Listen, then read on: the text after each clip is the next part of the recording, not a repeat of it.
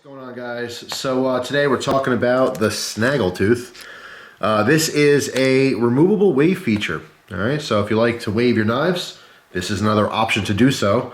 Specifically for knives with thumb studs. All right, I put it on this Outdoor Edge Divide. This is the larger version. It's like a $35 knife, something like that. And I just put it on there for testing purposes.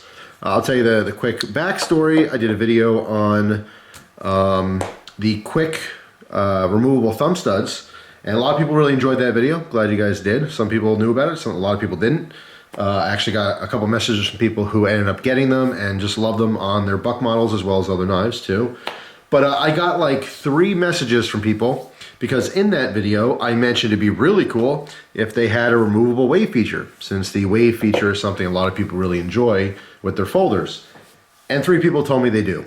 And all 3 people told me about the Snaggletooth, which I never heard of before. All right, so immediately after getting those messages, I said, wow, that's awesome. I'm glad something like that exists. I found the company on Instagram, sent them a message, asked them if they would be willing to send a couple to try out. And they said, yeah, so I'm doing a couple giveaways. So I'm probably gonna give away 2 of these on my Instagram page.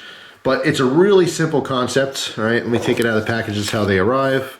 Now, these are set up for right-handed or left-handed, specifically because it still incorporates a nut here as a thumb stud, which we're going to talk about. Okay, so you're basically taking the thumb stud out of the knife. This is the ambidextrous thumb stud that was in this particular knife, and then you're utilizing that hole to put this piece on, and then basically just use this nut to screw it down nice and tight.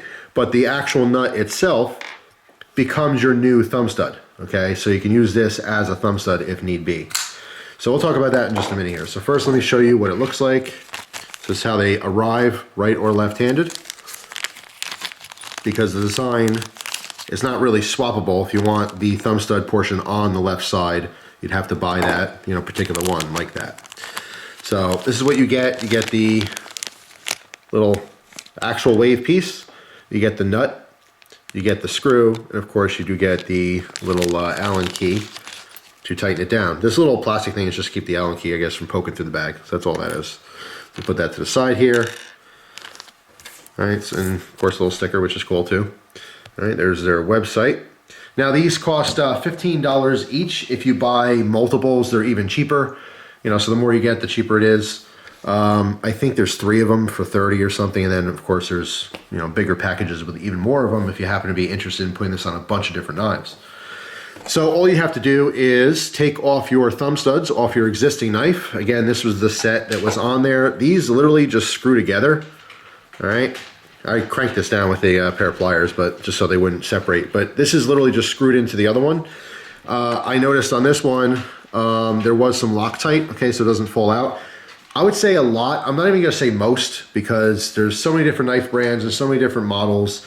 It's hard to say most, but there's a lot of thumb studs on different knives that are very removable, okay? How they put them on originally is basically by screwing them together. Sometimes when you have a thumb stud on one side, you can clearly see, a screw head on the other side, so you can just unscrew it. But sometimes they're not removable, okay? So you have to kind of experiment and tell, if you don't want to damage your knife or anything like that, and you have an idea of what knife you want to put it on, I would contact the company.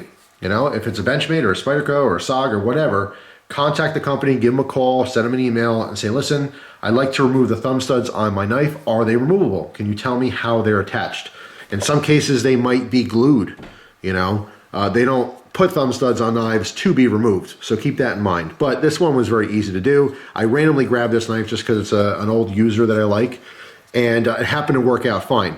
Okay, but like I said, it's not always going to work. Some knives, the thumb studs are hard to remove, or you might even damage them taking them off. But basically, once the thumb stud is out, now you have a hole in the blade where it used to be. All right, so you're going to put the piece, okay, up against, the back of the spine. Now you can see how this is cut out. It's cut out on one side, and that is why I say it's not swappable. That's why there's a right or left side. You see how this is actually on here.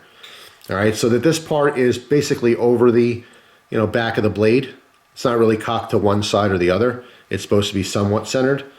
So if you get the left-handed version of this, the thumb stud is going to be on the left side, all right? So in other words, if you think it's just easy to swap this, it's not. It's specifically designed to sit like this. So if you wanted a lefty, you'd have to buy, the lefty version of it. So let's talk about this new thumb stud, okay, because we are replacing the old one. It's nowhere near as comfortable as the original one. In fact, this one I found to be a little bit uncomfortable just because it is a squared off nut. It's just a long nut that screw goes through. And like I said, it's functional. I can flick it out with the thumb stud, but pushing it out in this particular design, it has a little bit of a heavier detent. In pushing it out like that, it's uncomfortable on my thumb, whereas the original one was totally fine. So keep that in mind. I mean, more than likely, this happens to be a flipper, so I have the flipper option. Obviously now I have the waved option, but if I still want to use the thumb stud, just not quite as nice as the original one was. All right, so just keep that in mind if you do utilize your thumb stud all the time. But yeah, I mean, this thing works great. It functions totally flawlessly. If you're not familiar with a waved design, here's an Emerson karambit. All it is just a protrusion on the back of the knife so that when you're pulling it, let's say this is the pocket, as you're pulling it out, it catches on the edge, and as you continue moving forward, it pulls the blade out. Okay, so it opens as you're pulling it out of the pocket. Most people in the knife community already know all about this. It's been around for a very long time. Emerson was the first company to create it. It's been duplicated and multiplied by multiple companies, sometimes with their patent, sometimes with their approval, sometimes not. But this basically replicates that. Okay, so it is removable. It's not a permanent fixture. If you want your knife to be waveable, you can certainly do that. But if you change your mind and want to take it off, you can certainly do that as well. I will say, again, removing thumb studs can be a little bit tricky. In this case, I did scratch it up just a little bit. It's not like a huge deal or anything, but if you wanted to maintain like the value of the knife, and eventually if you wanted to sell the knife, you could take this system off and put the thumb studs back on, as long as you're careful taking the thumb studs off. All right, so you don't ruin them or scratch them up. You can put a little tape on or something, or just put tape on the head of the pliers so when you're unscrewing it, it won't damage it. So here's another close-up shot of this. If you notice that there's a slot here, okay, that gives you room for adjustment, okay? So you can push this in or out depending on the design of the handle. In this particular case, this knife is a frame lock, all right? So when the knife is closed, I have it positioned so it does not interfere with touching the knife. It's right up against it, but it's not touching it, all right? So this knife can fully close and function fine. All right, so again, depending on what kind of design the blade is and everything, there's a little bit of wiggle room there, as well as there's a little wiggle room up and down.